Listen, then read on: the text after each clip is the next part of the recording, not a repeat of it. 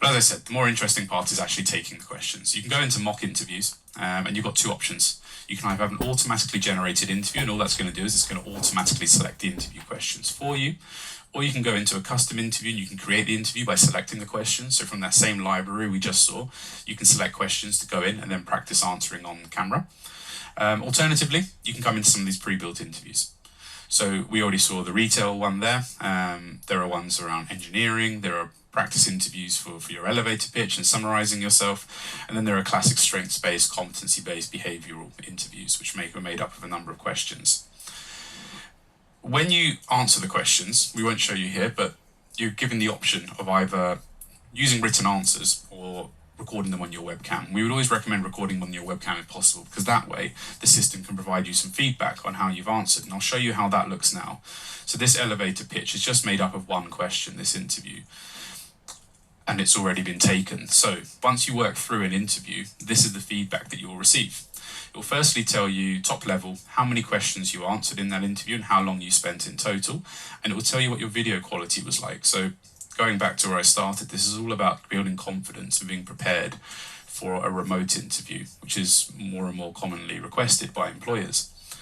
And then if I move down, I can actually see the questions that I answered.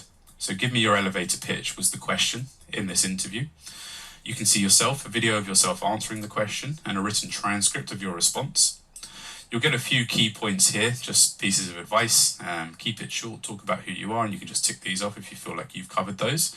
But then the system itself will do some analysis of your answer. So it's going to look at that video specifically that you just recorded. It's going to give you some feedback, and the feedback's broken down into a few categories here. So it starts off talking about body language. It'll give you your perceived emotion, how you're coming across in the video. It'll talk about eye movement, how much you're holding eye contact, and how frequently you smile. So you don't want to see no smiling. You want to be coming across as approachable.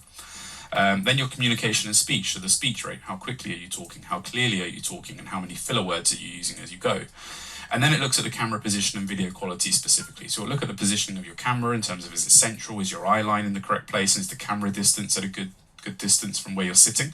And this all helps you be prepared for when you actually take that remote interview and you're in front of somebody. You can make sure your camera and your laptop or computer are set up correctly. And then the same for video quality, sharpness and brightness of the video and the overall quality. So it gives you some really good feedback on how to best perform in this remote interview, as well as giving you questions which are hopefully fairly relevant based on the ones that you've selected or are in the pre-built interviews.